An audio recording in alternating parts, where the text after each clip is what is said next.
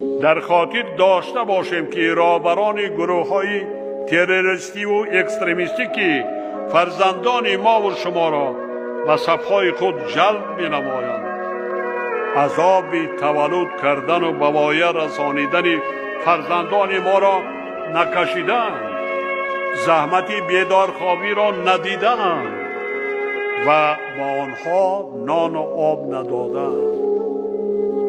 از همین خاطر فرزندان ما و شما برای آنها هیچ ارزش ندارند.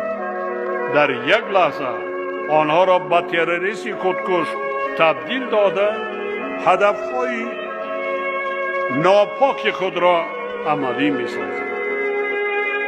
بعدی از دست دادن آنها تنها جان پدر و مادر می‌سوزد و خلاص.